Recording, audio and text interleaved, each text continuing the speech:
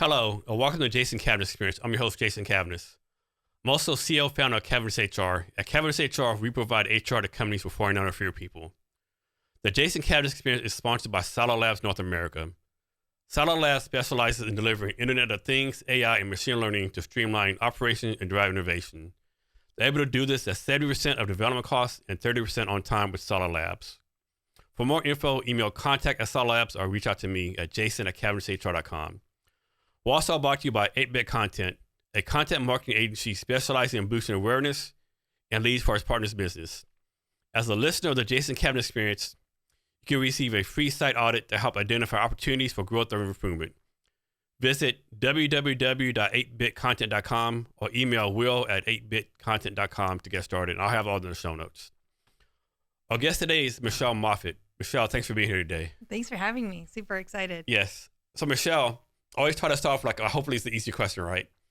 So talk a little bit about what you do for fun, hobbies, off time, stuff like that. That's a loaded question over there, Jason. I became an empty nester 2 years ago, and so I'm still trying to figure that out, what I like to do for fun and hobbies. I walk a lot. I just enjoy getting outside, and that's more for mental health than anything. I'm super extroverted, so I love sitting in a coffee shop and being able to get energy from everybody else in the room. So coffee maybe is a hobby. But I think I wrote a book recently, so that just really took up all my time and energy. So like I said, just trying to discover what I actually like to do and what I want to do when I grow up. So do you have a favorite coffee brand or style or store, anything like that? I like Zoka by Green Lake. It kind of has a good vibe. There's lots of plants in there and exposed brick and wood and all of that. And most people are there working, and so it's got a good hum. That's like a neighborhood coffee shop? Neighborhood coffee shop. I know, obviously, Seattle's known for Starbucks, Right. But, I know most people in Seattle don't really drink Starbucks, It's like the coffee, You drink it's convenient, but, if you want really good coffee, there's so many more places you can go to in Seattle or the area, Yeah. I'm more of a Americano or Clover. I like the taste of the coffee. I don't put all the other are you drinking coffee or milk and sugar, right? Right, yeah. Let me get a little bit of a sugar high going here. I don't do that. People don't realize how good coffee is other places, right? I just came from Vietnam for a visit, and coffee there is like the nectar. It's truly the nectar of the gods, right? It tastes so good, right? Yeah. And they'll give you Starbucks, they give you this big cup, right? Over there, you might give it a little bit like this, right? What's this? It's and you drink it oh my God. Well, you're even your hand of the little cup. Yeah. And you're going bonkers, yeah. Yeah. And it has so much flavor in it that you don't realize, but no, it's very distinct. So you've been a lifelong coffee drinker? Lifelong coffee drinker, born and raised in Seattle, so you just have it in your blood when you're you here. Get a blood transfusion or a coffee transfusion, right? Exactly. Just shoot me up over there. So. Yeah. So you're born and raised here? Born and raised here, left to go to college, and then was gone for 30 years and came back a few years ago. Okay. Yeah. It's amazing to me how it's kind of rare to find somebody born and raised in Seattle, it seems like, I know. It's there's so many transplants here. Us old Seattle people see it through an entirely different grid. All these people coming to ruin my city. Yeah. And they think differently and they act differently and they do different things. I mean, growing up in the 70s and 80s here, the kind of the vibe was everybody acted like they were middle class, regardless of if they had money, they still pretended they didn't. And it was very much a small community. Yeah. So I have friends who original Seattleites. They tell me that back in the day, 70s, you just be somewhere at a rave would pop out anywhere. It'd be you be walking somewhere around the alley, it'd be some kind of private concert going what's going on, right? Yeah. They said they missed those days. Yeah. A lot of music, a lot of just hanging out, good space. So this might be getting me in trouble, right? But since you've been here all your life. So I got here in the area of 2009. I lived down by Fort Lewis, an hour from here, right? And since I've been in 2009, I've heard people say back when Seattle was nice. My question is, when was Seattle nice, right? Because since I've been here, it's always this stuff going on, right? They did different degrees of not so good, right? Example, my first month there, my aunt and uncle came to visit us, right? And we drove to Pioneer, the Pioneer Park area, Pioneer, what's it called? Pike Place Market. Pike Place Market, yeah. And we drove to a parking place. My aunt said, "Are they doing a drug deal?" Yes, they are. Yes, they are. Seattle's always been a little bit gritty, right? And I think that not gritty. I lived in Boston too, and gritty in Boston is Bostonians like to be a little bit dark. They like it to be dirty and dirty cops, dirty all that. But Seattle's been a little bit gritty. And I think when you think about how it was started with loggers and fishermen and all the other illegal activities going on back then, yeah, right. and still going on right now. Right. I think, just the DNA has propelled itself in that way. It's the same thing. I remember being in middle school, and you could go anywhere when you were in middle school. Parents weren't watching you, and we'd get on the bus and we went down to Pioneer Square right over here, and my friend and I got sandwiches, and she went in to grab napkins or something, and one of the unhoused people came up and took a bite of her sandwich and didn't like it and put it back. What? That's insane. Yeah. So it's always been a little bit like that. And I think growing up, you just kind of learn how to deal with what's going on around you and become city smart. Yeah, like I'm in downtown Seattle all the time, and there's all the stuff going on. About me personally, I've never seen any like crime myself. I always see like of course you walk around with your head on a swivel, paying attention, right? But I've never actually seen anything happen. Then again, like here in Pioneer Square, like 2 months ago, someone got killed like 2 blocks away. Stuff happens. I just have never personally seen any crime myself. Yeah. But obviously it happens. Well, we were just talking about the graffiti the other day, and there's just so much graffiti. It's so sad. And we were like, we've never, ever seen somebody do that, actually. How do they hang from the buildings, and how do they hang from the it's like, it's some talent, right? I mean, like, I know people don't like, I kind of like it in a way, some of it, because it is artistic, but I don't know. Some of it's like, okay, what are you doing, guy? Yeah. Like, best you go down I-5 and like, how did they get obviously you climbed up here and climbed here.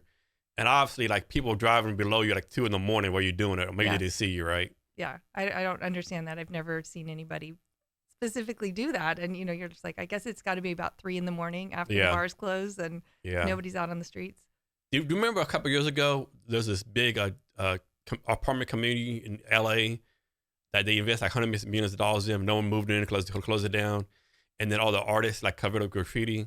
You remember that? I don't remember that. It was actually beautiful, right? It was like artwork, and they were like, and the city would come down, like clean it all up. The very next day, it'd be all back up again, So they weren't like having them come in to do it on purpose. Yeah, no. Yeah. Yeah, it was pretty nice. I mean, there are places like in the suburbs where they have just a plain board, and they'll have people. It's free reign for people to come and do graffiti on, and then it's so sad though because somebody will cover you. Covers yours up with theirs. I mean, one person artist, somebody else is like trash, so to speak, right? Right. Yeah. Yeah, I don't know.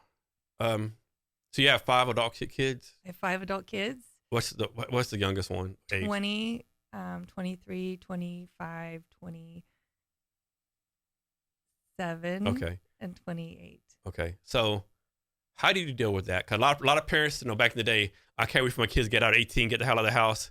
But in reality, you're like, man, please don't leave, right? Because you miss that stuff, right? I do miss that. Yeah, I miss the chaos. I don't miss cooking. I'll say that much because my kids were all athletes, and so it was a lot of calories to prepare for. The three boys were football players, and so they were eating between 5,000 and 6,000 calories a day. So it was just a lot of food to prepare. But I do miss the chaos. I miss having people around and the interactions between them that were so funny and. So it's really quiet. Yeah. Too quiet. So how do you deal with this? Like I think some parents are like kind of happy to have the peace of mind. They live their life. Other parents are like, man, my kid ain't called me 2 hours, right? What's going on, right? My kids don't need me anymore. How you dealing with that? Yeah, I think that's huge because I feel like I think about my kids all the time. And I know they're not thinking about me because I didn't do that with my parents. And I'm like, oh, think about your mom a little bit, right? But yeah, it is very quiet, and it was very purposeful with them growing up. I still feel like, you're still parenting your adult kids, but it just looks different. You don't need to meet their physical needs anymore. So it's more maybe emotional. Yeah. Yeah. Here's one for you, and I'll tell you my answer, right? What's your definition of being a good parent, right? I think like back in the day, people were like, about me, I'm like, man, my kids need to make a certain amount of money, be a doctor, lawyer. But now I've kind of like, I won't say I lowered my standards, maybe change them. Now I'm thinking, okay, you're a successful parent if your kids are adding society, right? Are they paying taxes? Do they have a good paying job? You might have failed as a parent if they're in prison, on welfare all their life, stealing and robbing, taking away. So basically, I think you're a good parent if they're adding society. You might have not done enough good job. They're kind of taking away society. What's your take on that? Yeah, I would agree with some of that. And I would add, I think that success is also about how much they can give their life away. Mm-hmm. So there's a lot of financially successful people, or they have titles that make them successful, but they're not very good people.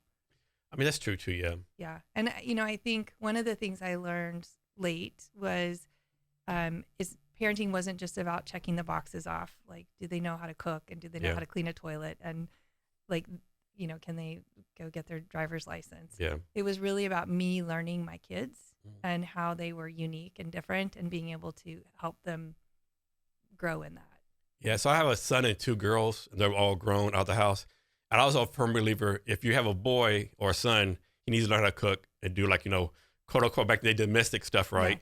And if you have daughters, you need to teach them how to fight, right? Defend themselves, right? That's my 2 big things when I was going as a How parent. did you teach your kids? How did you teach your girls to fight? Just like wrestling with them, like telling them how to do stuff, Yeah. like stand up for yourself, be aggressive, that kind of stuff. Self-defense class. Yeah. Yeah. Plus, me being in the Army for 25 years kind of helped out with that. Yeah, Is around that culture, Yeah. Yeah, I would say so. Yeah. I think it's interesting, though, today there's been some movement around like helping men become more sensitive, or having the roles not so defined. Yeah. So. That's true. So how do you become a licensed therapist? What is that? You just go online and fill out a form and pay $9.99, or you have to go to actual college, the certificate? How's that work? That'd be interesting if people had a little shingle outside their door saying, I got a $9.99 therapy license. It's usually a graduate degree, and you can study for 2 or 3 years. I interestingly went to a seminary to study, and so they made me go for an extra year to learn all the biblical. I don't know why you would do that as a therapist, but I had to take all these biblical classes along with that.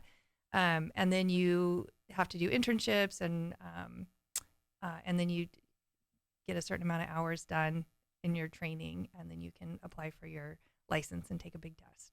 So, and is it like it's like everyone passes the test pretty much, so like some people fail, like?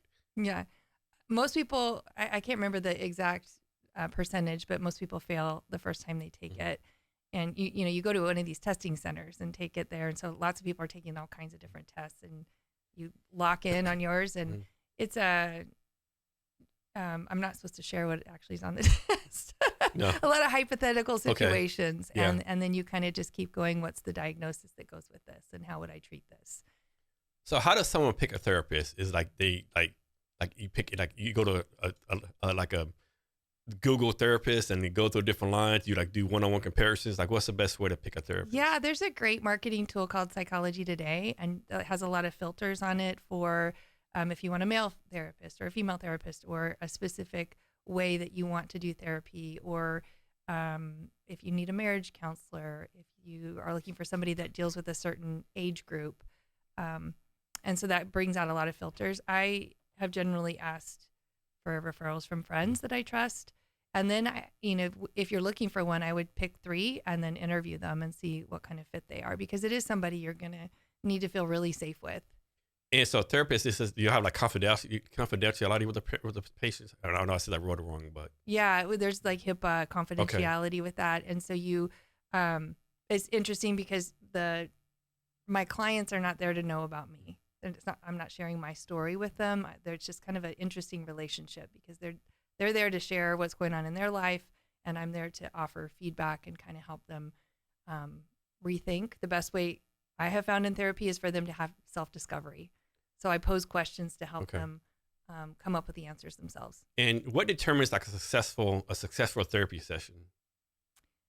When you're moving forward. Okay. And who determines that, you or the patient? In the first couple sessions, we establish goals, and then we start working from the goals, and then we'll reevaluate as we go along, maybe monthly, to say, where are we hitting on these goals. And so we develop baselines. There's lots of assessments that you can take as well, but I'll offer baselines and going, okay, how is your anxiety level now? It was at a 10. Is it now down to a 6?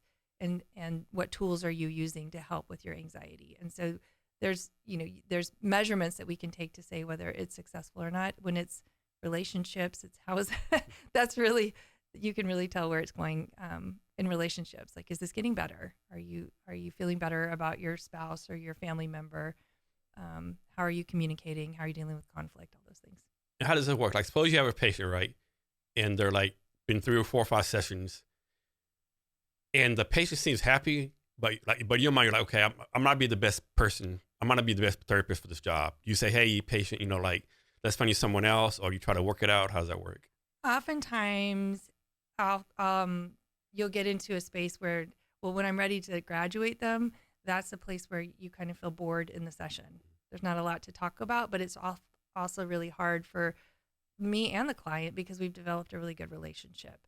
When there's maybe some issues that I'm not familiar in dealing with or I'm not specifically trained in, I'll refer them out and just say, it might be a better idea for you to get help in this way with the specific trauma or addiction that I'm not qualified or certified to deal with. And so it's you and the patient, like, one-on-one in a room, right? Mm-hmm. What do you do? I do all mine online. Oh, it's online. Okay, so Mm-hmm. this pretend you do it in person, right? Yeah. Okay. Suppose you do it in person. What do you do to make sure you protect yourself, right? To make sure your safety is not at risk. That's a great question. I'm not sure that I've had one client where I've had to fire them and ask them to leave the room. It was a couple, and he was getting very heated and angry, and it was time to go. But I was also in an office building where there were other people around. I think with vetting or what you're looking for in the client relationship, you can kind of feel that out. But also, I try to stay offline. My address isn't given out. My phone number, my personal phone Probably number. a good thing. Yeah. Good. Yeah, that's good on you. Yeah. So do you think it's a difference, or is it better or worse, or does it make a difference doing like in-person therapy or on virtual therapy? Everybody went virtual pretty much. There was some people that were still doing in person during the pandemic, and they would wear masks. And so it was kind of this idea of like, do you put a screen between the two of you, or do you cover your mouth? And I just felt like for me, it was difficult for my clients to see, and it was difficult for me to see their expressions when half of their face was covered.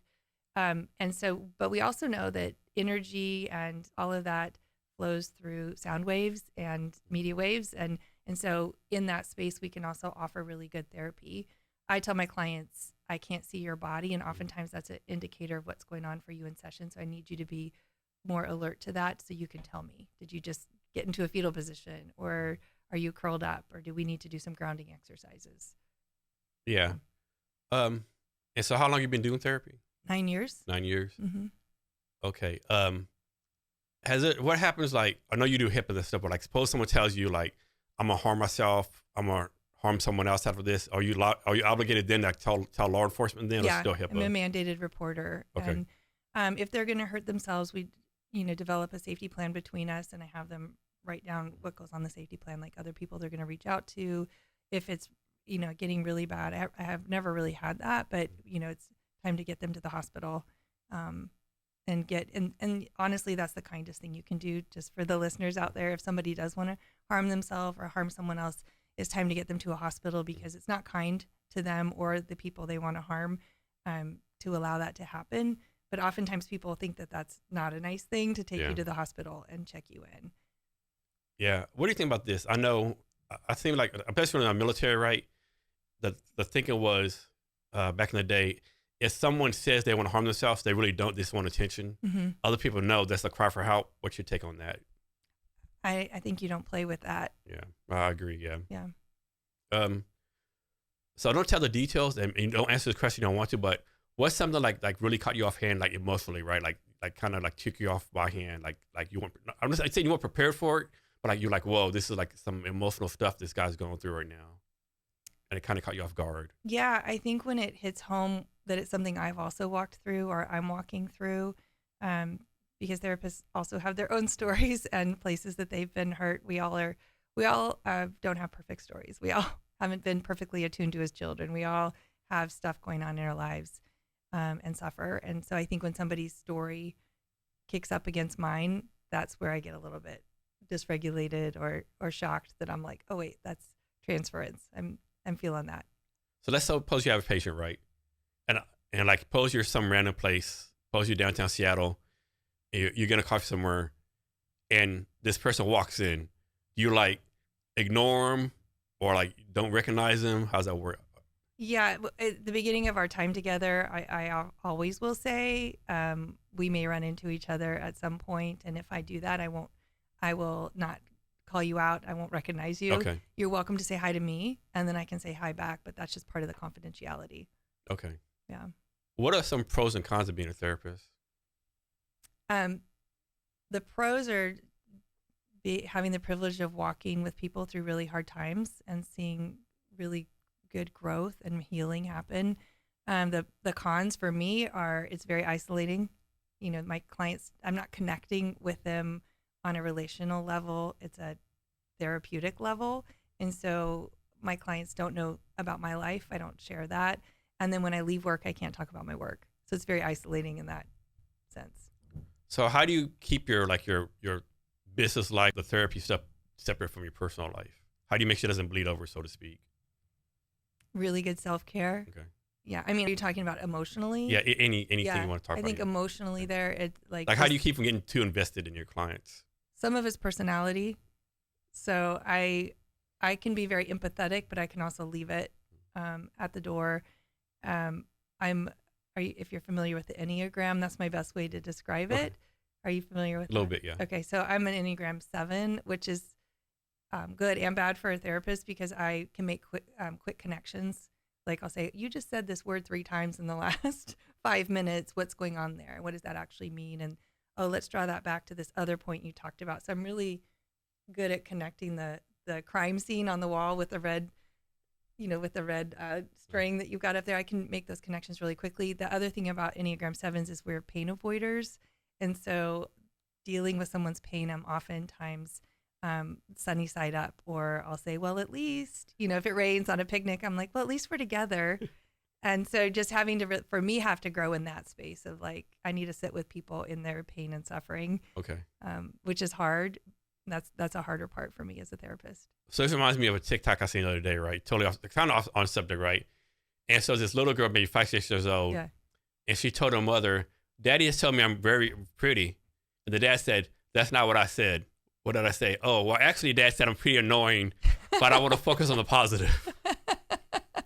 I think that's an interesting part because oftentimes we have this like positive, like negative positivity that comes in there of like, well, my life will be better if I just think about positive things, and that's true to some degree. But we also we can't ignore these painful moments, and we can't really feel joy if we don't feel sorrow. Like we're just kind of flatlined. So the Enneagram, what's the difference between that and the Myers-Briggs test? Are those kind of the same thing, the different things? Sometimes they're used in the same capacity in the workplace. They're both personality tests and assessments. The Myers-Briggs is a little bit more static, where it's you test and you go, okay, that's who I am. Those are my letters that go with me, and that's how I show up in this space. And the Myers-Briggs was actually put together back in, I want to say the 60s. I could be wrong, but it was primarily to help women get back in the workforce. And so it was an identifier of their personalities and their gift sets to put them in the right places. The Enneagram is much older than that, and it's a tool that we use for growth. And so it's not, I think the Trendiagram has come out more recently where people take these really short assessments and they say, well, I'm a type 7 and you're stuck with me. And that's really not how it's supposed to be used. It's really a tool for growth. And while a lot of assessments will have very much the strength-based kind of thing, which is really helpful, again, the positive side of it, the Enneagram will also point out places that you need to grow. We might not call those weaknesses, but we'll say not so strong. Yeah, not so strong, but we'll say these are places you need to grow, and it offers a really good mirror for reflection of like, well, how do I do that, or how are people receiving me? So it's a really good tool for relationships. For instance, the 7, I'll speak to myself, is the vice is gluttony and the virtue is sobriety, which sounds horrible. It sounds so limiting to a 7, but I will collect things. Like I will collect books, or I'll collect quotes, or I just want more and more and more and more. And a couple summers ago, we were going to the St. Michel Winery to go to one of the concerts, or that it had just come out of it being advertised. And so I told my partner, hey, let's go to some concerts this summer. And he was like, sure. And I was like, I want to go to this one and this one and this one and this one and this one. And he was like, you're being a 7. You're trying to go to them all. We're just going to start with one. So Yeah, so I don't think I ever took the Enneagram. I took Myers-Briggs in the Army. So Myers-Briggs, I'm INFJ. Like there's only like 1% of us supposedly. So I'm like an introvert. so you're the unicorn of Yeah, supposedly, yeah. I mean, I wish I would have learned a lot early in my life and made my life a whole lot better, you know. Like I tell people, like, example I use, like if I go to a networking event with 50 people, I don't want to talk to anyone, right? Let me be in the corner by myself and observe. But if someone said, hey, the MC can't make it because somebody's the MC, I'm like, I'll be the MC, right? Which is totally weird, I think, yeah. Do you think one is better than the other, more accurate, or is this like depends on the situation? No, I think that we need them all. We need all of the 9 different personality types. Like the perfectionist. I need my CPA to be a perfectionist. Hopefully, right? I need my oral surgeon to be a perfectionist. But it's the like how you're growing or how you're aligning in that space or integrating yourself into becoming the best version of who you are. So if you're a perfectionist, you're just constantly striving to reach some bar you can never reach. And so learning that about yourself and saying, I'm not going to ever reach that bar. How do I be kinder to myself in this space is part of the Enneagram type 1's growth. So this is going to be kind of negative, right? Have you ever thought like whatever you do, like you're on a plane, a bus, getting dental, whatever. Have you thought to yourself, man, I wonder if this guy was the last person in his class, right? Like if he graduated last, right? Like the expert that's like at the bottom of the rung. Yeah. I graduated with a C plus, 72, average, and I'm flying this plane, right? Yeah. Because someone has to be the last person to graduate, the last person in class, right? I've never thought about that, and now I'm going to be a little bit. Thank you, Jason. Yes. What is anxiety? What is anxiety? Yeah. Anxiety is a fear-based emotion. It shows up in your body in different ways, and when you start naming it, you can call it. Is it like mental or physical or combination of both? I think it's both. Okay. Yeah. So you can feel anxiety first before you can actually think about it. So I usually feel it in my chest. My chest gets tight. My heart starts to race. I might feel it in my throat a little bit too. Some people, feel it in their gut and have gut issues through anxiety. It also is kind of that fight, flight, freeze, or fawn. You can step into that with it as well of like, but a lot of times it makes you freeze, right? Because it becomes a fear about the future. Like what if? And I think a lot of times working with belief systems and trying to work out of anxiety, well, what if that's not true? What if there's a really good possibility here? But our design as people is created to survive and designed for safety. And so we'll often step into these places of how do I protect myself from the worst case scenario? And so we want to kind of reimagine that and go, well, what if something else happened that's really good? And sending them into a different kind of brain space. And do people get medicine for this, or is it something you have to overcome yourself with help with a therapist, or like how do people overcome this? All of the above. Yeah, there's a lot of good medicine out there for anxiety. What I would generally say is when I'm seeing a client, we try to develop some tools around anxiety first and how to do deep breathing, or how, like if there has some social phobia, how to think ahead to go, where am I going to park my car? Where am I going to, and creating a narrative for them on that side. And then if we're still finding higher levels of anxiety that they're just not functioning well and distressed, I'll send them to their PCP or a psychiatrist to get some medication. So how do you get diagnosed? Is it like, does the person say I have anxiety and they go with it? Or is it like some kind of test, physical test, blood test you can take to like actually determine? That would be interesting if there was a blood test. I'm not sure if there is, okay. But I think generally people feel distressed and they feel like incapable of really living their lives. They feel really stuck. And same with depression, except depression's on the other side of it. So, it'll keep you from doing what you really want to do. And I've got anxiety and I can't get out of this, and my mind keeps looping on all these terrible things I think are going to happen. And so being able to kind of kick out of that, the medication will help lower that. I call anxiety kind of inflammation. So it's like if you had inflammation in a joint, you would take ibuprofen to kind of ice to get the inflammation out. So sometimes SSRIs are a really good way to lower the inflammation, and so you can actually use the tools, and then sometimes people can get off the medication. Using the tools. So what's your take on this, right?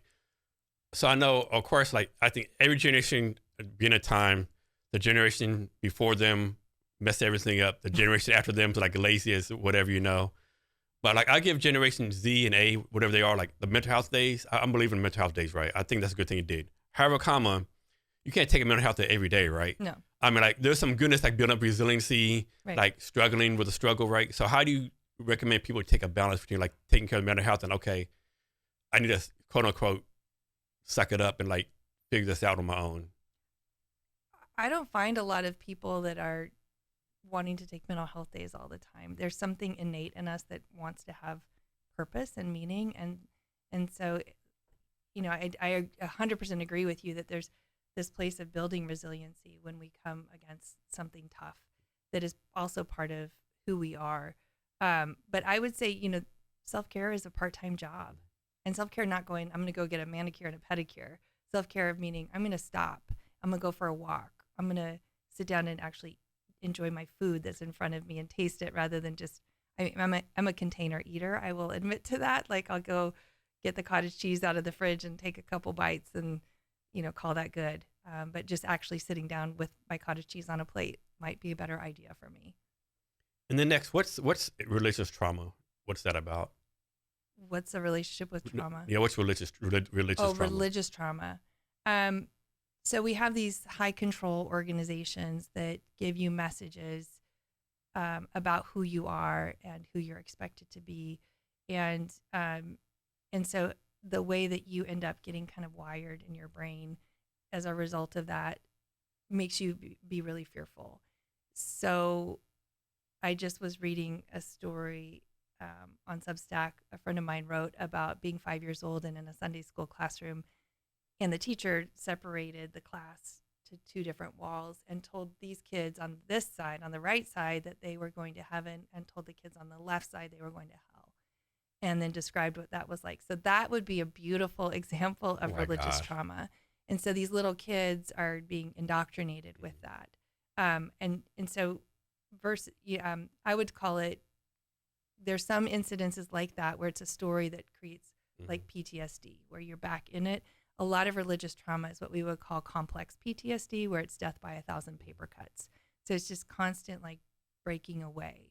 Another example, I was recently at listening to a pastor talk unwillingly, and my spirit was not happy with it. But the first part of his sermon was about those people outside. So you really create this fear about everybody that's on the outside.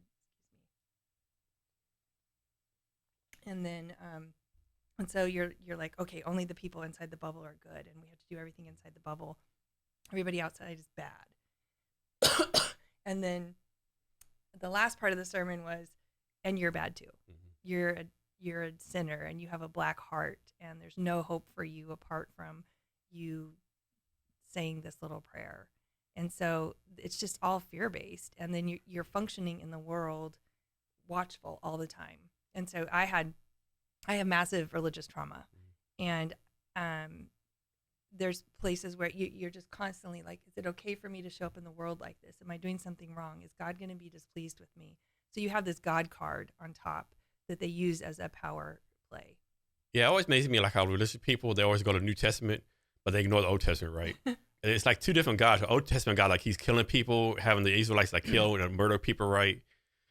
See, I don't know, right? And I know, like, I can't remember. It's like one religious, and I don't know if it's Methodist or Puritans or no one religious, like growing up. It was like, okay, everything's predetermined, right? Mm. And what you do, it's already determined, predetermined you're going to heaven and hell. I was like, well, if it's predetermined I'm going to hell, why am I not being in church for? Right. And then if I'm going to heaven, why be in church? I do all the bad stuff, Right. I think it's interesting, like how it just gets morphed into some way for power and control. And I remember I grew up in a really progressive family, and God was super loving and kind. And somewhere I fell away from that teaching, and it became something that God was to be feared, and I needed to make myself small, and I was always afraid. And there was a time where I was like, God needs to break me. Mm-hmm. And then I would later say, and he used my husband to do that. So and that doesn't make any sense. Yeah. Is that good? Is that good that I was broken by God and my husband? So, but I do remember talking to some people about what it meant to be a Christian, and they were, from some particular sects, and they said, well, you need to say this prayer, and then you need to behave like this. You change all your behaviors. And I was in college, and I liked to party, and I thought, well, that doesn't sound very fun. So you're telling me that this prayer is actually what determines whether I'm in or out. And they said yes. And I said, so if I wait till I'm 80 to say the prayer, I'm still in. Yeah. And so I can still party and have a good time until I'm I 80. gotta have a perfect timing. Okay, I'm done in 5 minutes. I'm done. Yeah. Okay. Yeah. Yeah. Another thing always got me, like with the Bible, is like, how come God always spoke to some random person, right? Like some shepherd person. Like it's never like, I'm God, I'm gonna speak to all the leaders at one time, right? It's always some random, like Aaron or Moses or Isaiah, some random shepherd person, right? Yeah. Yeah. It's interesting. And, I think looking back at it through a different lens, these desert fathers or John that wrote the book of Revelation, I think they were all on psychedelics. I mean, that's a theory a lot of people have, right? Yeah. I mean, there's a big theory out there that Moses was a psychedelic of the burning bush, Yeah. I mean, it's out there, right? Yeah. I never thought about that one. That's true. It's just amazing, right? I mean, like, I believe there's a God, I believe there's something out there, right? But it's like this benevolent God take care of us, I don't know, right? Then again, I refuse to believe that two random atoms came together and the Big Bang did everything together, right? Yeah. Like, I don't believe that either, so I don't know what I believe. But I think there's room for that. There's room for mystery, and there's room to say, I don't know, I don't have it figured out. But I think within high control religious groups, they have all the answers. I call them communities of certainty. So here's my theory, right? I have no way to prove this, right? So you know how like there's like ants and bees and stuff like that. I mean, they're talented to have life. They're like living their thing. Yeah. And we're way above them. We're paying no attention, right? Yeah. I think there's something above us. Like we're bees and ants are somewhere way above us, right? Yeah, I think so. Is my theory, right? I think so. Yeah. I mean, and I used to not believe that there was extra things, extraterrestrial or anything out there, but I'm like, well, why would we be so great? We're the only ones here. Yeah. And what's out there we can't see? Like example, like remember the northern lights came down all the way down here. We see it. Like what else can we not see? Right. Yeah. We're just limited. Yeah. Or our perception or the bandwidth or whatever, Yeah. Yeah. I mean, I love the idea of being able to lean into mystery and not knowing. Because I'm like, I don't know. That's okay. You can be on your journey and believe that. And I mean, think about what's scarier, right? The fact that there's aliens out there or there's no aliens, right? Both are kind of scary, right? Like, man, we're the only ones here. Like, what's going on? Yeah, that is pretty scary. And another thing, too, like a lot of people like will say, man, I want aliens to come. You really want aliens to come here? Are you sure? Remember back in like the 1500s when the Spaniards went to Peru, the Inca Empire, and destroyed it? Yeah. Because the Incas, their Bible, it said that God would go in here, going to come on ships. Yeah. And they came and destroyed everyone. Yeah. What if some alien ships came and said, I'm your God from Abraham, blah, blah, blah, blah, right? Yeah, I don't know. I don't want aliens to come. Me personally, no. Did you ever watch The Twilight Zone? Yeah. There was one episode, I can't remember what the name of the aliens were, and they came here and they had their own words, like their own dictionary and language and stuff. And so they were wanted to take humans back to their planet with them. And so they were translating the little guide or whatever it was, and it said how to serve man. And so everybody was signing up their suitcases, all their belongings to go to this new planet to how to serve men. And this person comes up at the end that was studying and said, stop, don't get on. It's a recipe book. Oh, shit. I always think of that as like, okay, understand, like get the translation right. Yeah. So. Yeah. But who knows, right? I mean, who knows, right? Who knows? Yeah. So how did you overcome your religious trauma? Are you still working on it? I would say I'm still working on it. It was a lot of being able to tell my story. Writing my book was a big part of that. So the book is, part memoir and then part psychology of how do I find myself in that space? What are our brains actually doing? And how do we rewire, those places for ourselves? I think recognizing that I was experiencing religious trauma, that I was in a very oppressive system was the first part, and being able to get my voice back and decide that I wanted to change my mind, right? The first thing I changed my mind about was that I could change my mind. Like, I don't have to have this belief system anymore. I don't have to obey these elders. I don't have to do what they're telling me to do. I can say no. Isn't it amazing like how we keep those beliefs even though they're not there anymore? Like, example, I thought, and this popped in my head, there's some TV show where this young girl asked her mother, like, why do we always like cook? So it was like they would cook like a rump roast, right? They would like pretty much cut a third off, put it in the pan, right? And like, why do we cut a third off and put it in the pan, right? Oh, we just always done that way, right? Yeah. Ask your grandmother. And then they got their great grandmother, and they're like, oh, we do this because back in the day the pan didn't fit the meat, so we just can't cover. The pan's big enough now, put the whole meat in there now, right? Yeah. But you get stuck in your ways, I think, right, and don't want to change, if you're limiting beliefs. Well, and again, it's a safety mechanism for us, and we have this kind of super highway in our brains, and we're looking for belonging. And so for me, the system I was a part of, I'd been a part of it for 25 years, and that's where I belonged, right? And if you don't belong, you're not going to survive, is what the super highway in our brain tells us. And so I was like, if I leave, I don't have anybody. I don't have anything. And, I didn't. And literally I had to start over and find new people and find new places to belong. But I would do it again in a heartbeat to get out of a place that was indoctrinating. So your book cracked open. This is your first book. It's my first book. So what made you decide to write a book? And honestly, Jason, it was never on my bucket list. When I was getting out of this system, I moved back to Seattle, which was home. And one of my friends was listening to my story, and she said, "You need to write this out." And I thought, I don't really want to sit in my pain, type 7 Enneagram over here. I was like, I don't want any more pain. And I started thinking more and more about it and thought, well, I want to share with people that they have the ability to change their mind. And there was this moment in the beginning of my book I'm writing about, and I'm sitting in a room with 8 men because we were in a complementarian system, which means men and women have distinct roles and women can't lead. And so here's these 8 male leaders in the church, and one woman was there to support me. And they had asked me what was going on in my life because my marriage was really bad. And my husband was also a church leader. And I look up expecting help because he had a lot of issues. And they say, we don't believe you. You need to repent. And so at this point, I was like, wow, I don't really lie. Lie is not part of my life. I don't make up stuff.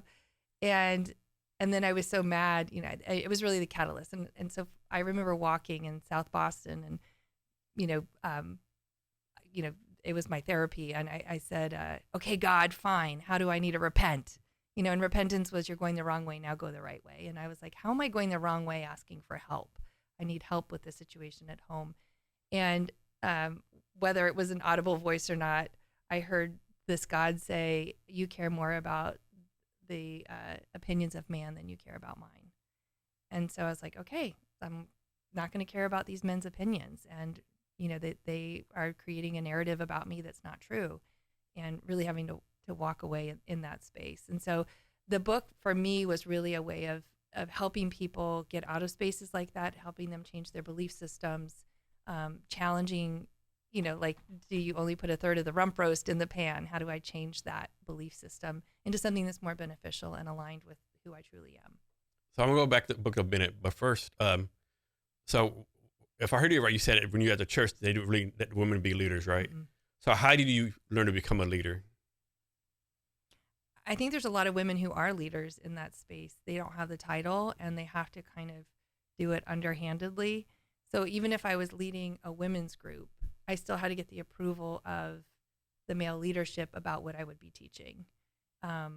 More recently, I'm leading a retreat, and I went to a male leader in that space and said, do you need to hear what I'm teaching on? And he said, okay.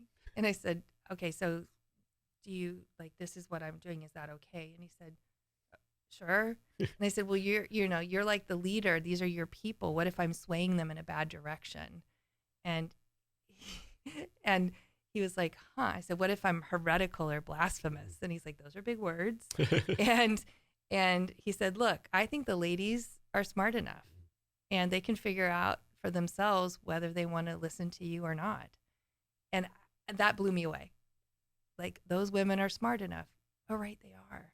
Right? They're not just going to go along with what anybody says. They can figure it out on their own. So what does the title Crack Open mean? Any significance of that? Is it like crack open your skull and get all the old learnings out of there and become a new person? Yeah, really. Like, the original title I wanted to go with was I Changed My Mind, My Journey with Repentance. And my editor said, if we put repentance on there, we'll get the wrong reader group and they'll leave bad reviews. So Cracked Open was really about, it takes pressure. You know, cracking is like pressure points. And so that was really what happened is I had a lot of pressure and I cracked open, and somewhere underneath there was brilliance and beauty that came out of it. So talk about the process of writing the book, right? Was it harder than you thought, easier than you thought, longer? Have you written a book? No. Not yet? No. Yeah, it was, I did not know what I was getting myself into. And I wrote through this really amazing group called Manuscripts, and they publish it, but you own the rights to your book. And they, everything is set up. You have different editors and a marketing person who helps you do your marketing. They don't do your marketing for you. And you run a pre-sale campaign. It's a lot. And I think in collage. And so it was really necessary for me to have somebody have a very linear process for how it works, but they help develop the book. They help do all the revisions. And it was done in a year. Okay. And so it was really a full-time job. And do you like every day you blocked out 2 hours a day, 4 hours a day, or how did that work? Okay, I'm not that structured. Okay. Or you just like woke up? I'm like, okay, got to get busy today. Okay. You know, I work best under pressure, and but you know, you'd meet with your editor every week, so you had to have a certain word count done at the end of the week. And you write a book, are you actually like typing it up? You're writing it in pencil or pen? Like, how's that work? It's different, my process. Okay. I think I had a lot of it already done. So I had a lot of journal entries, and it's a lot of stories from my life, and then a lot of theories psychologically that go along with that kind of story. And so I would have, at one point I had like the whole room was full of piles with sticky notes attached to them, and I'd rearrange them and figure out what went where. And so when you're writing, do you just write like typing stuff up, and you, hey editor, the grammar's all jacked up, everything's jacked up, spelling's wrong, you fix it, right? Or do you just have, okay, let me make this some kind of at least readable for my editor to go through? Yeah, at some point they're like, just get the words on a page. And at one of the weeks, I was ranting in my book. I was just mad at everybody that was involved in this story. And I told him, I said, hey, I think you're going to cut all this. So he did. He cut like 3,000 words, which felt painful, but also necessary. And so that wasn't, I didn't need to rant for myself. I needed to write the book for my reader. And so I'm having, you know, and when you're writing on your documents, you can see what's misspelled and all of that. So they're going to come back and help maybe with word structure, or I had to get research. And so I would interview, or I would listen to podcasts or read books that would go along with, you know, from experts in the field that I was studying. And then I had other people add their stories to it as well. But you actually wrote the book yourself, right? You didn't have a ghostwriter or nothing like that, right? No ghostwriter. Yeah, So, I think that's kind of cheap. you probably remember this, but you know who Charles Barkley is, right? Yeah. The basketball player. Way back in the day, he wrote like an autobiography, right? And someone started criticizing him for something, right? Like, what are you talking about? Dude, this is in your book. That's not in my book. Yeah, dude. And it ended up that he had a ghostwriter write for him, right? Yeah, I was just talking to somebody about that, because they were saying, you know, a lot of people who have a ghostwriter are getting stages, right? They're up front getting to speak and having, you know, a platform like that, but they didn't go through all the hard work of actually writing the book. Yeah. And it is a really hard process. And the book was just released, correct? January, yeah. Okay. End of January. And how do you determine the book's going to be a success? Is it like number of sales, number of people that reach out to you? Like, what's your success metric? I think it's different. So I'm not writing through a big 5 company, editorial company, publishing company. And so I had a friend that was writing a book around the same time, and he said he wants to have fun. He wants to break even.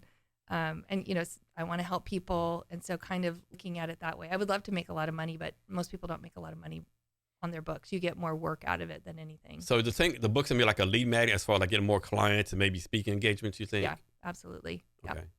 Yeah. So you started on part 2 already? No, I think the thing I need to get together right now is just kind of a workbook to go along with it, to offer to book clubs and stuff to have questions.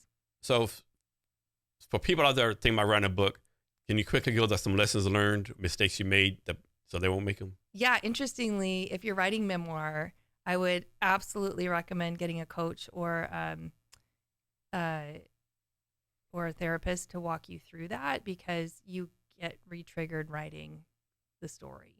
And so that would be something I would definitely recommend anybody that's writing memoir.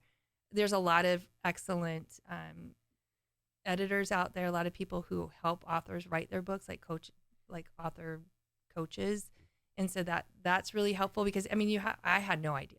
I mean, I don't know that a lot of people have an idea of what actually goes into writing a book and how to create story arcs and how to like how long does it need to be, and how do you do a cover design? How do you put your book on Amazon? All those things. And so writing with a company or an individual who specializes in that is really great.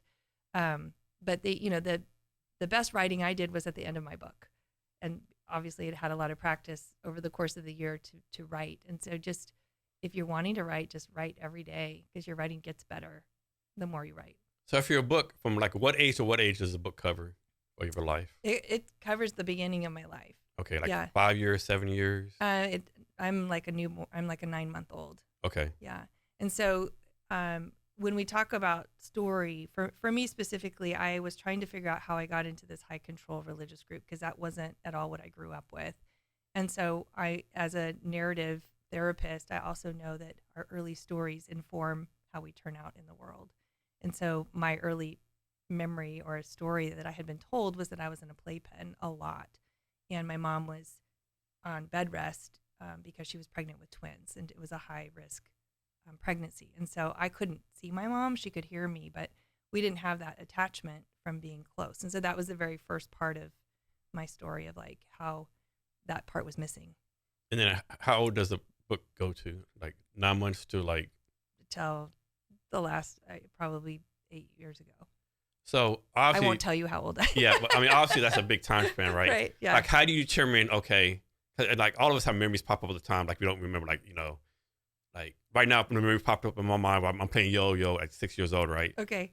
And like, how do you go the process? Okay, this is a book, this not a book, like this is make more impact, this not impact, like, I mean, it had to be kind of, I would think that'd be hard, like decide what to leave out. You can't put everything there, obviously, right? Right. And I think as I developed the chapters and kind of the way that it was formulated with my editor, there were stories that we cut and stories that we kept that just had more impact, I think, for the way that we wanted the book to go. So there was like there was a story around me driving my kids to the library. And like, I don't know why that was in there. I don't know why that came up, but somehow where my brain was organized, that was an important story to tell. And was the book like, 1, 2, 3, 4, 5, or is it like more like 1, 7, 4, 3? And again, like that's how my brain works. That's how my brain works too. Yeah, my brain works like that too. Yeah. Yeah. So it's interesting. I think that's what makes memoir versus like an autobiography. Yeah. Has writing the book made you a better person, you think? That's loaded.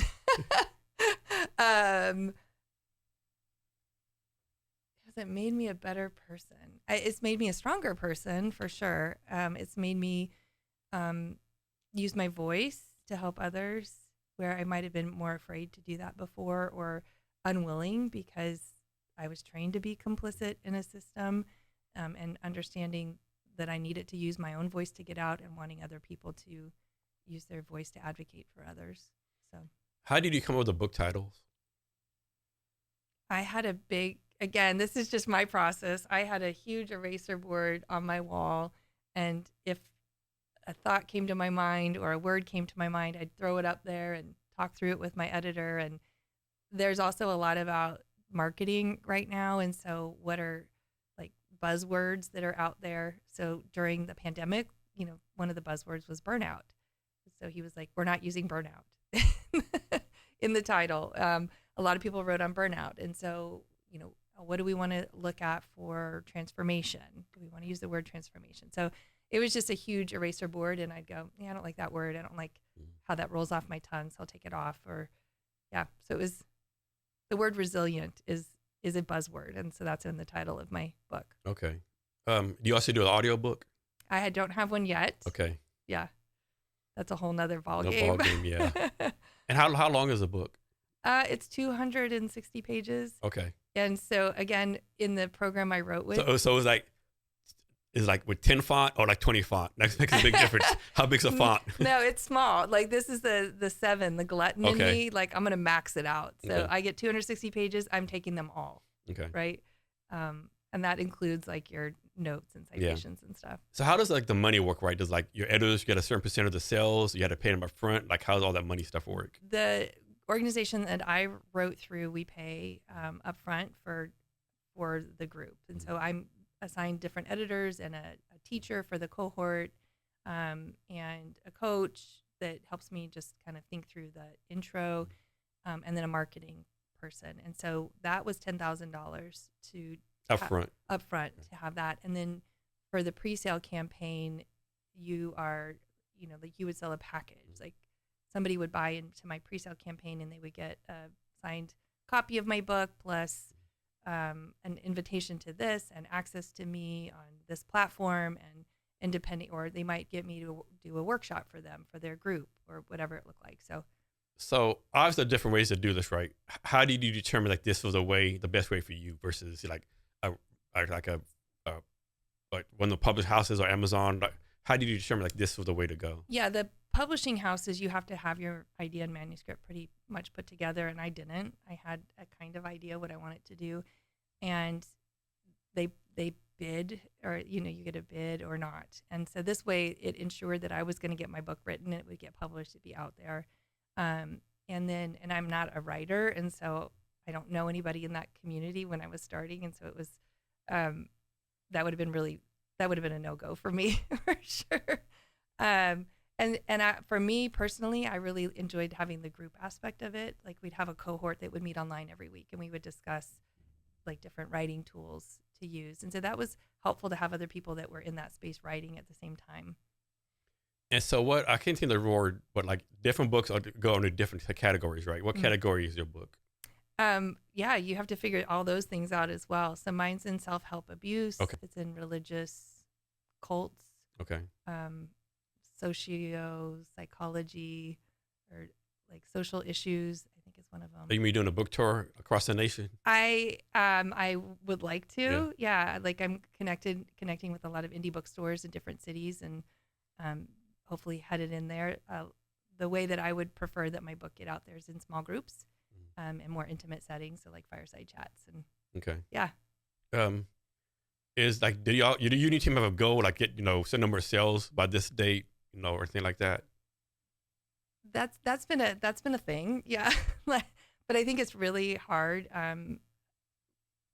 having to do all the promotion myself. I just feel very full. Yeah.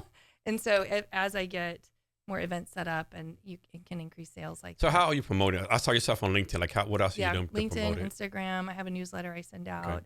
I saw that too. Yeah. Yeah, and then I just I was in Chicago 2 weekends ago, and I felt like an encyclopedia salesman. So I went to indie bookstores, and they're like, you can buy my book online at indie bookstores, but they don't carry it in the store. So it was just getting a face presence with them and saying, and so one of them, Barbara's Books, they I said, hey, this is my book. She's like, I see it online. Okay, I just ordered 2 copies for the store. So, and they put it in their psychology section. Okay. So that there's a lot of just old timey pound in the pavement stuff. Yeah. So what is storytelling? And can someone get better at storytelling? I thought you meant like storytelling, like you're not telling the truth. No. Yeah, you can get better at storytelling. My dad is. And we said that is like, what's I'm looking for? Like not fabricating lies, but like exaggerating. Is that part of storytelling? Maybe if that's your bent, right? But I really think there's a certification class I took for therapy at the Allender Center, which is local to Seattle, and they do narrative focused trauma therapy.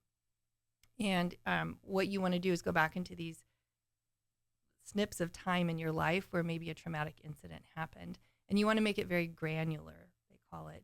So if I was saying, oh, I went up into your office and we spoke. It's very white, very whitewashed, but I could describe the room and say, this is how the lighting was, and there's this amazing exposed brick wall over here, and as I'm walking up the stairs, the restaurant I could smell the bacon cooking from the restaurant. And so when you're telling story, you want to get your reader into it. You want all the details and stuff. Yeah. All the details of it. Yeah. Nice. Yeah. The food, walking up the stairs. Yeah. That's very detailed. Yeah. I know I couldn't be a storyteller. How many cups of coffee you drink a day? I drink 1 cup of coffee, and then I also have like a reishi mushroom coffee drink. Okay. Yeah. I don't think I've ever had mushroom coffee before. It doesn't taste very good. It doesn't? So why do you drink it then? Just health reasons? Because I think it's like helps with clarity. Okay. Yeah. Okay. And it doesn't give me that. It's not acidic like coffee is. Yeah. How about you?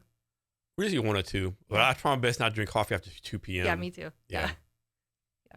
Otherwise, I'm not sleeping. What are some tricks or tips you use on yourself to make sure you focus better? Yeah, again, you're hitting all the really hard questions again because I am kind of like that squirrel person. I'm the same way. Yeah. Yeah, it takes a lot of work for me to organize my time. Yeah, I definitely follow the shiny object syndrome all the time. Absolutely, and down the rabbit trail. And so I think now what I've learned is I'll have one big project I have to get done in a week, and then all the other stuff I'm kind of used to. So if I'm like having to do social media, I'll pack that into a half a day and get everything lined up to post. Newsletter, those are kind of routine things, but the big project, because I'll tend to write down 12 big projects, and then at the end of the week, I'm frantic and anxious because I haven't gotten any of them done. And you doing this all by yourself? You have like some kind of assistant helping you? No, it's all me right now. All you are the assistant? I am the assistant. I am the coffee maker and the So talk about some of your travel adventures. Travel adventures. Well, most recently, most of my travel was going down to Palo Alto to watch my son play football. So who does he play for? He just finished at Stanford. Okay, nice. And he's training right now for the draft. Yeah. What is his chances? He has a pretty good chance. I think so. His stock is third day. Okay. So and he's an offensive lineman, and they said this is a good year for offensive linemen in the draft. So does he have a team he wants to go to, or he just wants to get drafted and have a chance? I think he just wants to get drafted. Okay. Yeah, we would prefer the Seahawks, so he would be local. But are you a big Seahawks fan?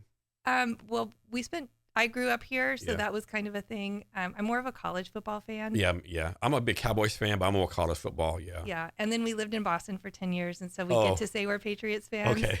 We're not like, we choose them because they're the best, but we actually were. Yeah, y'all had a good run. Yeah, we did. The Seahawks, they got rid of the receivers, had a new quarterback. It's been interesting for the Seahawks this year. Yeah, and I think it's interesting because I like watching the game. I don't like watching it when my son is playing, honestly. I get that. It's very violent. I get that. Yeah. And so I'm always just kind of I lose the ball because I'm just watching how he's doing. Yeah. Man, I bet you had a good experience at Stanford. Being after Stanford, I mean, you can't be no dummy getting to Stanford. So she has very good education. Yeah. They had a lot of transitions in the time he was there. I mean, he started during the pandemic. Yeah. And they lost David Shaw, which was heartbreaking. Mm-hmm. And so my son had a new coach. I forgot about that. Did he get fired or he resigned? He resigned. Did okay. Yeah. He was a damn good coach. I don't know. Do you remember why he resigned? Well, I think there was just so much going on. So he walked through the pandemic with the athletes, and then all the NIL transfer portal started, and he's classy. Yeah, I forgot about him. I thought he was still the coach. To be honest with you, right? Yeah. So he's a very classy man, and I just think that was just a lot to have to kind of for him to switch. I mean, he'll have to answer that himself, but he resigned, and that was a big loss. Any other travel? You've been to any other countries recently? Not for a while. Okay. I mean, I've a couple summers ago went to Prague and Berlin and Paris, and that was lovely. Had family in Prague and friends in Berlin, and so that was I like traveling like that when you know people locally, and they can. That's the way to do it. Yeah. Yeah. Get the real Berlin versus like tourist Berlin. Yeah, and then Paris was definitely tourist, and so it was a little bit of a different experience. Yeah. So, what's the difference between being authentic and being too authentic? Great question. I just wrote something about this. Did you see that? Yes, you did. Yes, I did. Are you cheating on that space? Sort of, kind of. So a lot of times we'll hear like you need to be authentic, and that is because that's being a truth teller or letting your whole self out. And being authentic doesn't mean you have to share every little detail of your life with somebody. If you share part of your life with somebody, you're still being authentic. You're still giving information about who you are, but it's not damaging to you. Or a lot of times you might feel emotionally violated that you just shared your whole life with somebody you don't even know, in the idea that, oh, I was just being authentic. And so allowing yourself to kind of give a percent of yourself away doesn't mean you're inauthentic. That still is true to who you are, but you're just not oversharing. And like, how do you know who to trust to be authentic with, and how do you set up the right boundaries for people? I mean, slow down, like slow the frick down in relationships, right? So there's no need to hurry up in those places, and let yourself trust how that process is going. Trust the person sitting across from you and saying, do I want to share this information? So you're saying this on the first date? Don't share you just left a toxic relationship on the first date? Maybe not. Maybe just enjoy the food and talk about the food and the weather. Something pretty light. Cause like you can't be authentic with everyone, right? No. Because don't some people take advantage of that? Oh yeah, absolutely. Yeah.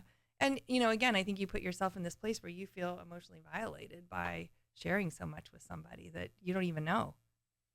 So next, how do you this might not be the right term, but like, how do you overcome being in a narcissistic relationship or being around narcissistic people? It's a lot of work. Usually those people don't know they're narcissistic, right? No.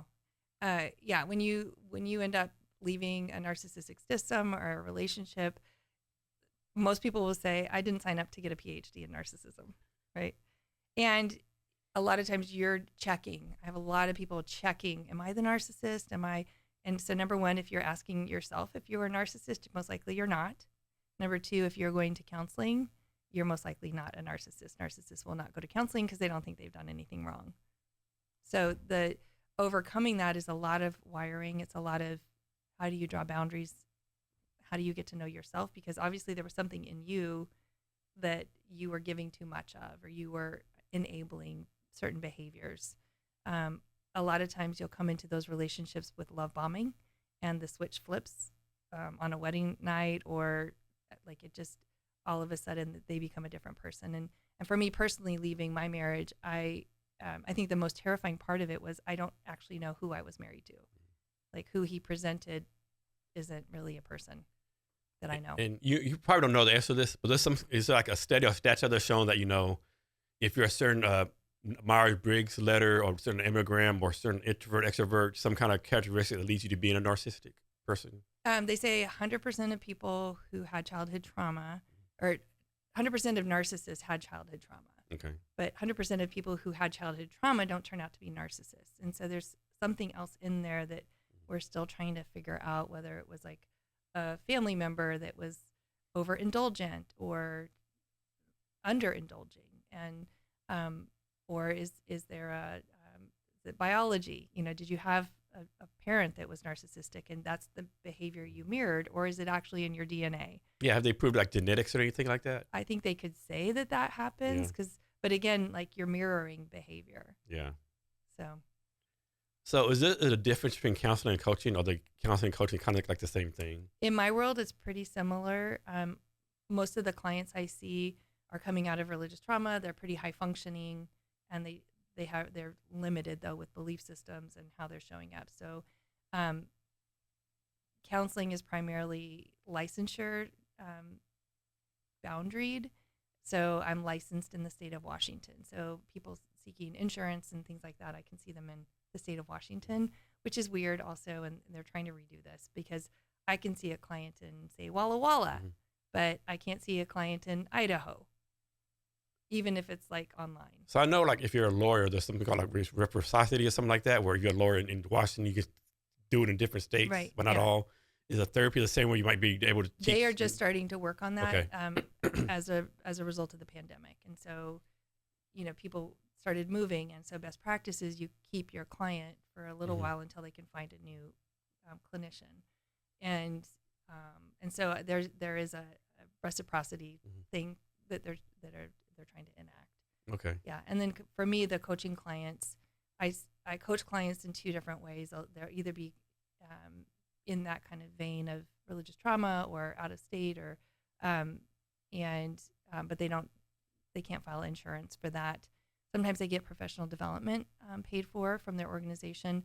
And then I also coach execs, but that's I believe in corporations, we need the top down. So it's like the leaders need to be on board with how they're speaking and leading and training, whether it's just the Enneagram or authenticity or all those things. How does the insurance work? Like, is it like this regular health insurance that the client has to like put in a claim to the insurance company and they approve it or disapprove it, and they come back to you and say, no, you need to pay it, or that has to be a painful process? Yeah, specifically for me, I'm an out-of-network provider, and so I offer my clients super bills, and so they can turn those into their insurance company like a reimbursement. Mm-hmm. Other people, there'll be a list of paneled therapists that they can see, and so you pick one of those people from the list that your insurance has already approved of. So this is like a loaded question, right? Is there like not a client per se, but like, like, man, like I wish I could be the therapist for like the CEO of like a multi-billion-dollar company, or like, I want to be like the therapist for the senator from, blah, blah, blah, right? Anything like that? For me, I think I prefer to work with small companies because you can see change happen faster. It's, if you're working with these big corporations, it's really difficult to see this beast kind of move in a direction. But when you've created something with like a startup or something new, there's a lot more innovation and creative ways of thinking, and it tends to be that the CEOs care much more about I'm not saying that CEOs don't care about their people, but they're more dependent on them because it's smaller. Is there age where, a two-part question, is there age where someone's too young for therapy, and is there age when someone's too old for therapy? I see adults only, but there's lots of really good therapists who see really young children, and they do play therapy with them. And then too old for therapy, no. I think when you're talking about change happening, we always can be changing. We can always rethink what we're believing and how we're acting. That's neuroplasticity. And so I think that's a really great thing about humans is we can always be changing. So since you mentioned, talk about neuroplasticity, right? I just watched a YouTube video about it a couple of days ago. This PhD doctor talked about, I think most people, they think the older you get, the less your brain can move around or change. But actually, your brain can change anytime as long as you like a muscle, right? Right. If you use it, it's going to change. Like, can you talk about the points, like, learning new things, Yeah. I mean, old dogs can learn new tricks, right? Right. Yeah. Can you talk about that? Yeah, you just said it all right there. Yeah. Like neuroplasticity is a concept that just says that we used to think that our brains were like static, that they weren't ever going to change. And so if you had a certain behavior, you were going to behave like that all the time. And now we know different, that our brains can rewire themselves given the right tools and medications or whatever that is. So it's really great news. So the coolest thing I've seen like the last couple of years, maybe 2 or 3 years ago, I was on YouTube, like messing around, and I came across this Python channel, right? People learn how to do Python. And there's a guy who's 70 years old, right? Like a snake python or the coding Python. The coding, okay. Coding, yeah, coding. I need to verify that. Yeah, it's coding Python, right? And this guy, he was 70 years old. He said, I started learning Python at 67, and now I'm like teaching this Python class, right? Man, that's so freaking cool, right? Like, it someone is really had the courage at 67 to learn like this. And I think too, I think with development, children definitely have more spongy brains. Like you talk about learning foreign languages and all these things, and they definitely just soak in these things because they're spongy. But we also still can keep learning. Yeah. Talk about the power of saying no, and why that's important for you, like to say no, maybe every once in a while. We can never really say yes if we don't learn how to say no. Like our yes is never really a yes, and so we want to be able to live in that kind of dichotomy of being able to say, or even the complexity of yes, no, and maybe, or not yet. But it really enables us to get to know ourselves, right? What is a yes for me? What is a no for me? And I'm gonna stand in my autonomy to be able to say that, and my agency to say, I don't really like what's going on here, instead of going along with groupthink or the crowd, just because it feels more comfortable and safe. So is there I don't think there's an answer to this, but is there a certain percentage you say, like, suppose someone asks you something, let's suppose I asked you to, like, hey, let's go have a coffee, and all 10 times you said no. So I take the hit, man, maybe she doesn't want to hang out with me, or like just, like, how do you keep it from taking it personal, I guess?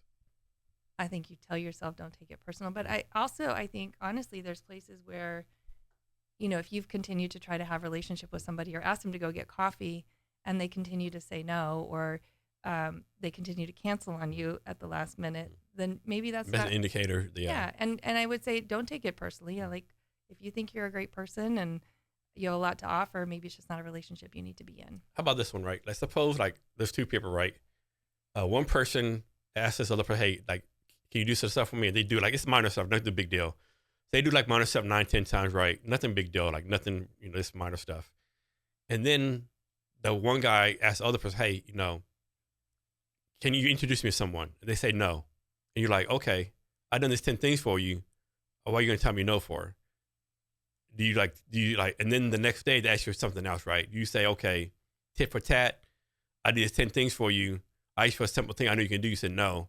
Then you want some more stuff. You're like, okay, this is like some BS. Like you're being like. I would be more curious about it. Like maybe they're uncomfortable, right? Like in your mind, you're going, hey, I've helped you with all these things. You should just do this easy thing for me. Do this easy thing. So what is behind that? What is going on for them behind that? And then, like, I really like people who speak directly, right? And because it helps me. I don't know what they're thinking. Yeah. And then being able to say, being curious instead of accusatory, like, hey, dude, you didn't I just asked something silly and you're like being rude about it, instead of going, what's behind that for you? And helping them to recognize maybe, oh, you have done all those things, because maybe they don't see that, but you're keeping track. Yeah, which maybe some people say you shouldn't keep track, right? Yeah, I don't know. I mean, I think a lot of times relationships are reciprocal, and that's the best kind of relationship to have. Yeah. I mean, it becomes, more codependent or enmeshed when it's not reciprocal. Yeah, I agree. What's your take on imposter syndrome? Why do so many people struggle with that? With what syndrome? Imposter syndrome. Oh, imposter syndrome. I think we all do. And I think that's the place of learning who you are, but also being able to read the room with accuracy and going, what do I have to offer here? But really, I think for women specifically, we think less highly of ourselves, and so there's some statistic about women applying for jobs, and they feel like if I don't have all the categories covered, then I can't apply. But men will be like, I have most of it. I'll go ahead and apply. And I think, talk about HR stuff. I think that's why there's such a pay gap, right? Because like the stats show, like you just said, the job description says A, B, C. Yeah. A female say, man, I only have A. I can't apply. Yeah, right. A guy says, well, I have D. I have D. It's not even on there. It's close to it, Let me apply. So right. That's one thing. And also, I think another big thing too is like, I think 90% of the time it'll say like, I'm kind of making this up, but I'm not. Let's suppose like me and you get a job doing marketing, right? We both get offers $50,000 a year.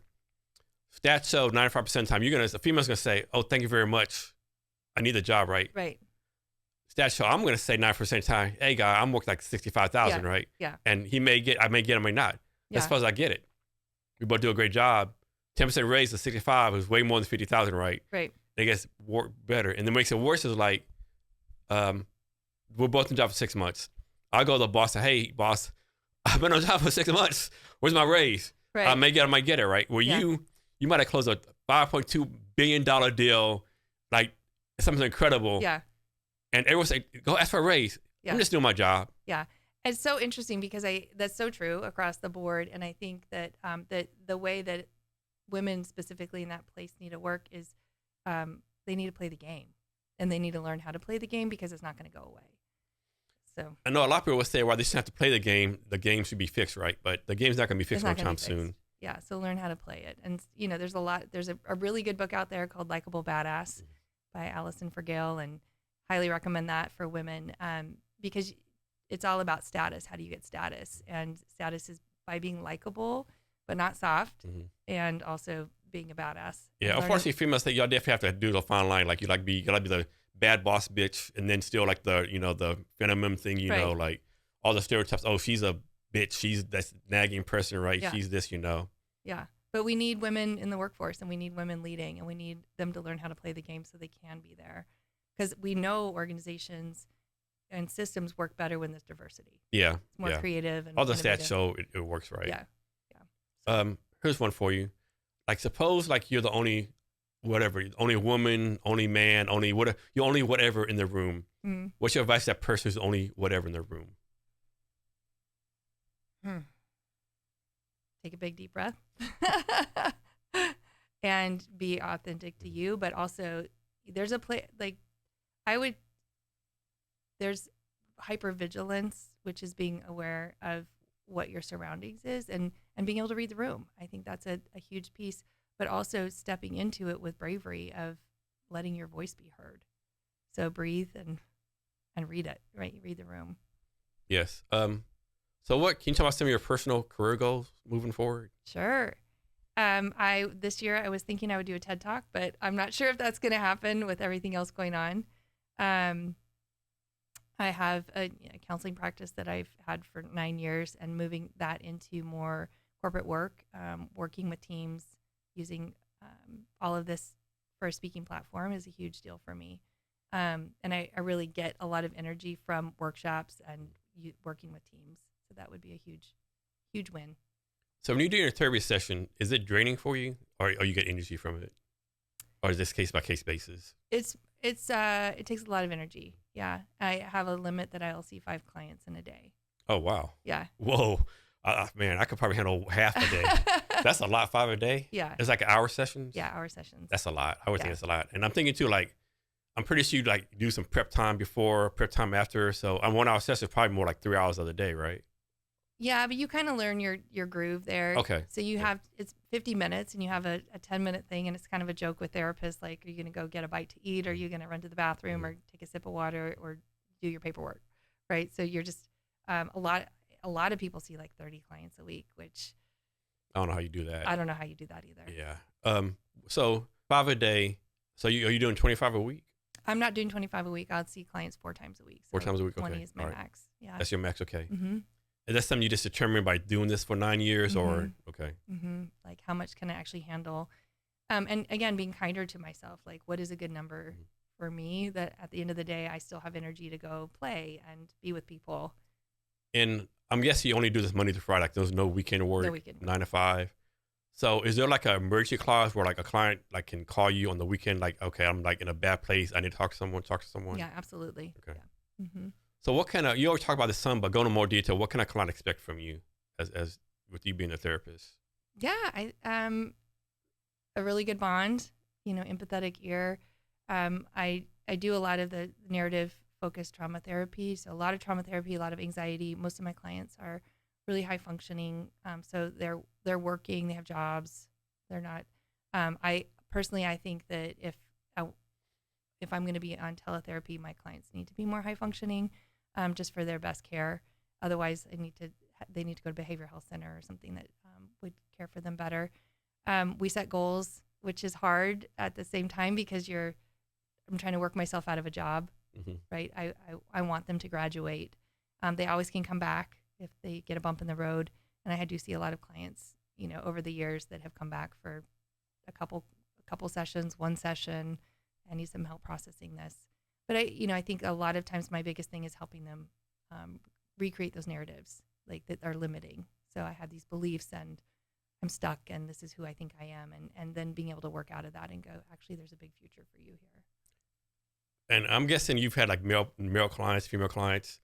Another loaded question. Have you found like men or women are more accepting of therapy, or does it doesn't matter? They're all accepting. I don't think it matters. I find the male clients more driven to get through the therapy. Okay. Yeah. So if you give them homework, they do their homework. Okay.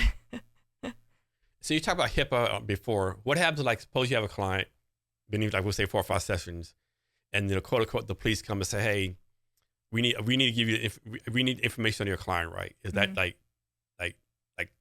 client confidentiality? You can't give it to them, or depends on what they want it for. You have to give it to them. Yeah. And I mean, not just the police, but they can sign a release of information. I mean, the police is a whole different ball game around safety for the greater good and all of that. But like the clients can sign a release of information, and it allows me to do more collaborative care. So I might talk to their PCP or their psychiatrist or a naturopath, so we can actually look and see what is really going on in a bigger picture with this client and give them the best care. Let's suppose you have a client, right? And you just say, okay, this person's not focused today, right? You like, okay, you're 10 minutes in, hey, Jace, obviously you're not focused today. Or you're like, let's focus on the therapy session. You're like, okay, you're not focused today. Let's do it another day.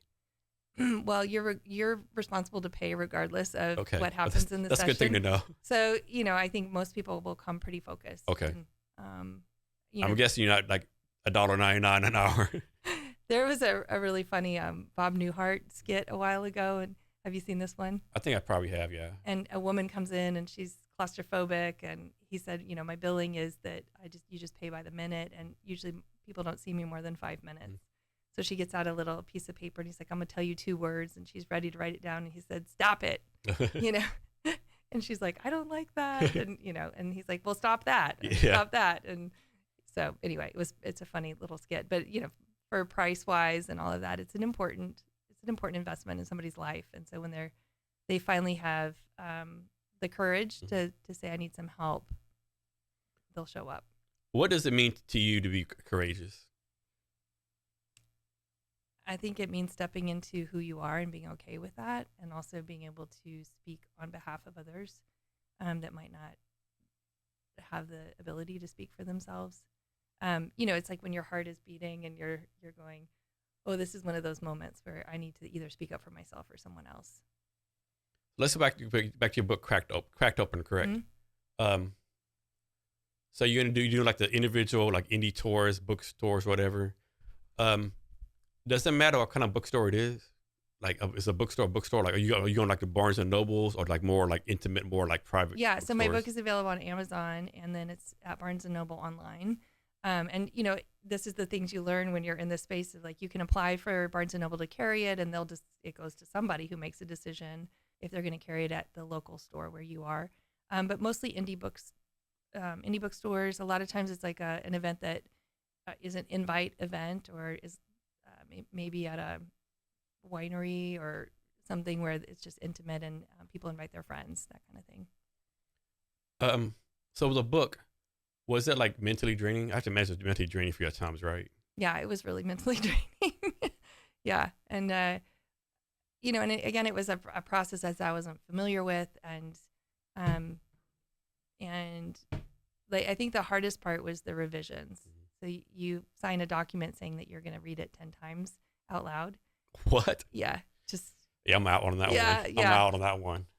So I'm like, hey, I'd copy and paste the ChatGPT. I know. Read this for me 10 times. 10 times, read it out loud. And actually there is some app or something on, I don't know if it's on Google or Word or something, that it can read it out loud for you. So you can hear if there's mistakes or if it sounds good.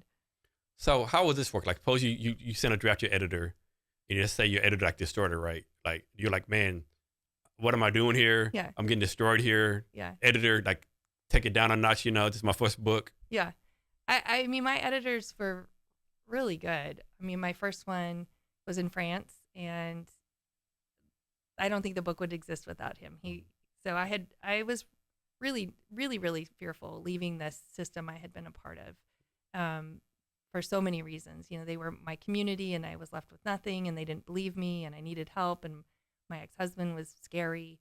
And so, and I would they had discredited me, and so I needed to make money, and I thought, I can't let these people know what I'm doing, because I'm not gonna make money, and I'm not gonna be able to provide for myself or my kids. And also, when you're in these church communities as a person on staff with them, your monies that you get are from people tithing.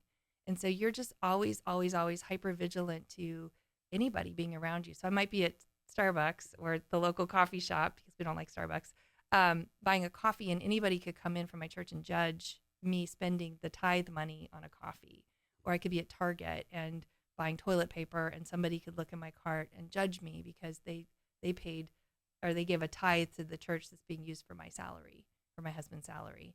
And so there was this hyper vigilance always of what was going on. And so when I started writing the story, I was just writing that situation where I'm sitting with these male leaders in the church, and it was very vanilla. It was very plain. There wasn't much in it. And my editor said, can you tell me what's actually going on in this space? I have no idea what is going on, because you're not giving any details. And I was really, really afraid. And he said, I won't tell anybody. I just need to know what direction we're going with the book. And so I said, are you familiar with religious systems? And he's in France. And he said, yes. And I said, are you familiar with the evangelical church? And he said, yes. And then I was like, and what side do you sit on with it?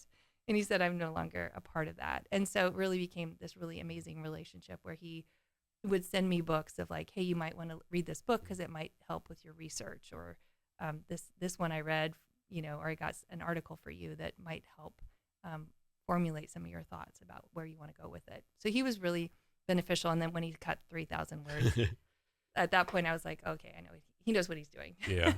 So how do you pick it? Do you have? I guess you have illustrations in the book. How do you pick the illustrators for the book? Just the cover. Just the cover, okay. Yeah, and they also provided the book company I wrote with. Okay. Manuscripts, yeah. So they were in Macedonia, actually. Oh, wow. So yeah, my marketing guys in South Africa and all over the place. All over the place. Is there a place like you want to do a book tour, like suppose you haven't visited like Savannah, Georgia, or like just some random place you want to go to just to visit, but you're gonna use like book as an excuse to go visit? Yeah, that's a great question because like I have tried to like think through where I'm gonna travel like maybe every month, and then go ahead and try to get connected with some of the local bookstores there or people that I have on the ground that can help me with the events. And I was in Chicago, like I said, and so would love to get some stuff set up there. I'd really like to go back to New England where the story took place, and I don't think I'm going with the middle finger up, but maybe, right? At least maybe sideways. Yeah, maybe sideways. Maybe sideways.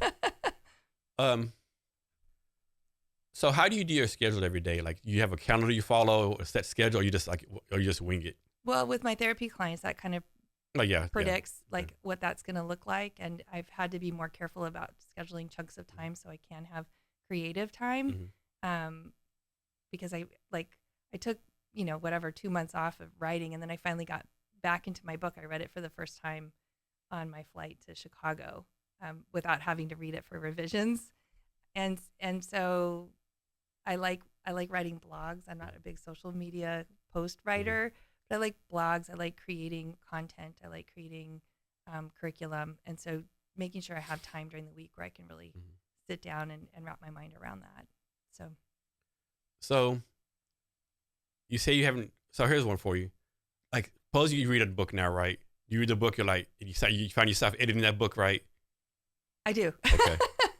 I do, and then but I actually tell myself while I'm reading it, just enjoy it, or I'll be critical of my book based on somebody else's book, and really coming to the place of going, we all have our own uniqueness. Right? Having to tell myself that, because there's a handful of women that are talking about the same thing right now and writing about the same thing, and all from different perspectives or their own stories, but also using the platform for different things, whether they're more politically driven or, helping women that are being abused in domestic violence or whatever it is so everybody is needed, right? I think I write about that in my book. The word capacious is a book of just like over capacity. Like, there's room for everybody.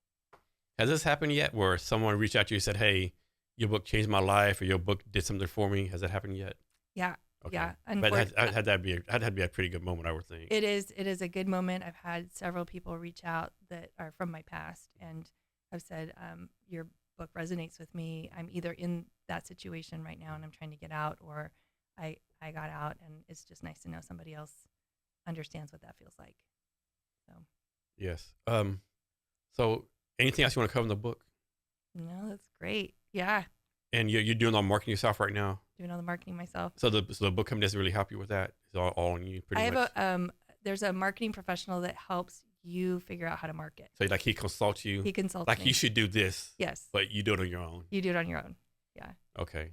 What's some marketing things you haven't done yet that you're thinking about doing? I haven't done any like literary festivals, or what is it called when you reach out to the newspaper, kind of. I know you're talking about, yeah. Yeah, that kind of thing. I mean, the lists can go on. It's like reaching out to podcasts and, oh gosh, creating lead magnets and all that stuff. My right? Amazon page still needs like the A+ little section where it's got graphics and all that stuff. Yeah, all that stuff. So is it safe to say that you're pretty proud of yourself for writing this book? Oh yeah. Okay. Yeah. And I think the biggest thing, I hope it helps people understand. 8-10 years ago when I was in that situation, there wasn't a lot of resources, and now more people are talking, and women are finding help, and men finding help to get out of situations that are trauma filled and want to keep you oppressed and small. And I feel like given the state of our world right now, it's really an important book.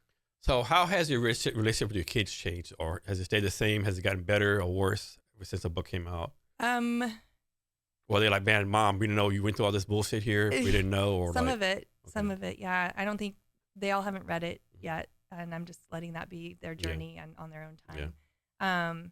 They all have their own stories about how this got put together, and I think when we can collaborate and put stories together, we get a much more beautiful and full picture of what was actually going on.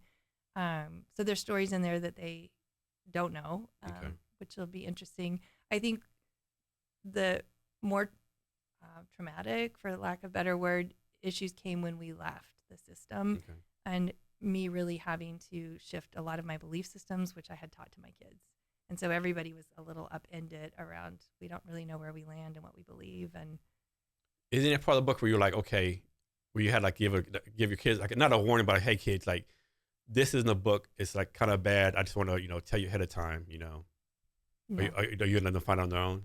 I didn't. I mean, they know. Okay. They know that there's stuff in there that's not happy and it's not hard. It's not unicorns and rainbows, right? Yeah. There's and so I don't know that they would be extremely surprised to read something like that. But yeah, I think it was really like we had built our world around this belief system, and when we changed, or I decided to change as a parent to everybody, and I was fumbling and wobbly and going, I'm not sure what I believe anymore. They all entered that same space, So what's your advice to someone that might be in that same situation? Like, how do you advise them, like, control your situation, get out of there, like those kind of things? Yeah, there's a lot of strategy, and that's what I would call it. I would say I'm not giving the truth about my situation, but there's a time that I need to give the truth that is more safe. But if you are in a situation like that, first of all, I would ask if you're safe. Most people are not, but most people will deny the fact that they think somebody would hurt them because they've been with them forever and they would never do that. But it's just simmering most times with narcissists. And so, making sure that you have a go bag, like something is packed, ready to go if you need, and having a place to go. So having a friend's house that nobody else knows that you're going there.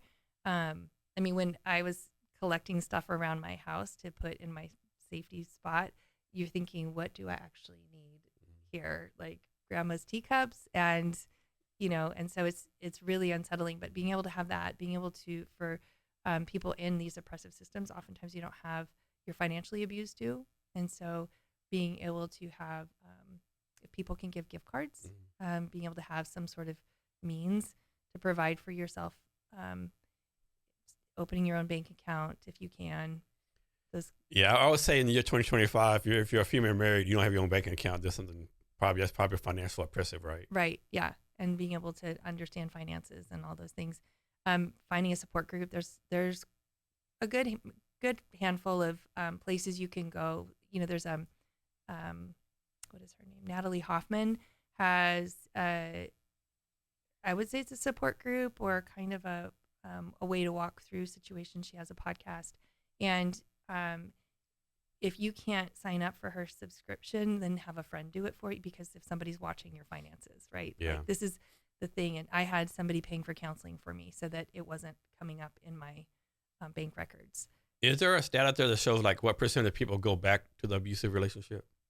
I'm sure there is, but Okay. I'm sure it's probably higher than They would hope to be, right? Yeah, than we're hoping. And again, part of our brain is wired that we go back to familiar. You're comfortable, like at least I was safe, or whatever, or yeah, this is all I know. What am I going to do on my own? How am I going to make this happen? And so I think it's very helpful right now to be able to say, get a safety plan, get a bank account, find support. There's a woman I know, she went to an Episcopal church because that's kind of a neutral ground. Nobody can touch you there. And but it's incredibly scary and life-changing. You may end up in a women's shelter. You may, while your ex has plenty of money to provide, but he's not giving you any. But that's not the end. I think that's the big message, is that's not the end. You can still create a really good second half of your life. I'm guessing like each city or location or state has different rules on all this, I'm guessing. Like, like if you're in, like, if you're in Denver, Colorado, if your spouse does something to you it might be a misdemeanor, but like, in like Memphis, Tennessee, it's like, it's between the wife and husband, like. Yeah. I'm assuming, I'm not sure, but that's a good thing to bring up to know. There's lawyers that can work for you and help develop a strategy. One of the strategies is, if you're going to confront your ex, don't be in the same room with them, or say that, tell them you want to leave, but have them on speakerphone and have a witness there to hear what they say. Because a lot of times they'll be threatening, and then you can get a restraining order.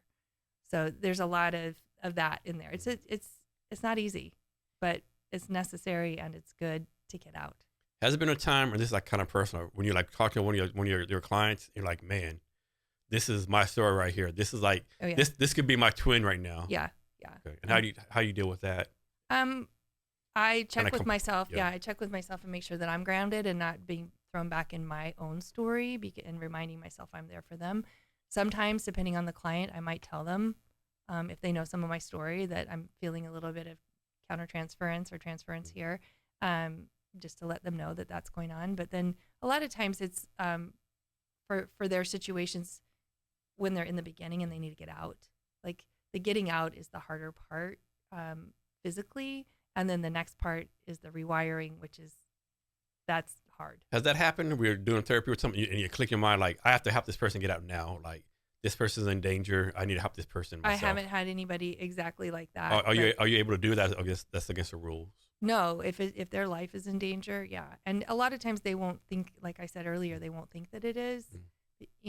I mean, I can look back in my story and go, oh yeah, that was not a good situation that I was in, and it was. I never left my children alone with my husband. If I went out of town, I'd have them stay with friends. Intuitively, I knew that wasn't a safe thing. And so you became a therapist because of your story, or you were already a therapist? So in the organization I was a part of, as a pastor's wife, you give free labor to the church, and it's not something you put on your resume. So I have a big hole in my resume. Sounds like a military spouse. Same thing, same exact thing. Yeah. And and so one of the things that you could do in this space was do kind of a caregiving job. So nurses, teachers, and therapists was something that was permissible for women. And because this organization likes to keep everything in the bubble and in-house, it was a good idea for me to go get a therapy degree, because I could be clinically trained and biblically informed, is what we called it. And so they would send clients within the church to me, and I could help them stay in the church. Nice. Is there anything else I haven't asked you yet, or anything else you want to talk about? No, I think that's good. That was thorough. Cool. Can you give us your social media so people reach out to you? Like, give your social media, ways to buy your book, all that. Yeah. Do your marketing now. All my marketing. Yeah. You will find me on Instagram and LinkedIn, and it's under Michelle Moffitt Coach. Facebook as well. You can buy my book on Amazon, Cracked Open, Michelle Moffitt, Barnes & Noble, lots of indie bookstores. If you go on your local indie bookstore, it's probably online for you there. And I'm trying to think what else. Is there any more things I've missed? Yeah, the newsletter? Talk about I have a newsletter. Yeah, you go onto my website. You can either hit me on michellemoffitt.com, or that's 2 F's and 2 T's. I have a friend, and her last name is Profit, and she said, double the fun, double the trouble, right? And or you can find me on 5 Oaks Counseling and Coaching. Okay. And sign up for my newsletter there. Nice. Yeah. And can you give us any last minute advice or wisdom or anything you want to talk about? I think that huge neuroplasticity piece is awesome, and just being able to understand you can change your mind, that it's possible, and you can get out of these limiting belief systems that are like constraining you from living a bigger life. Michelle, thanks for your time and for sharing your story with us. Thanks for having me. And to our listeners, thank you for your time as well. Remember to be great every day.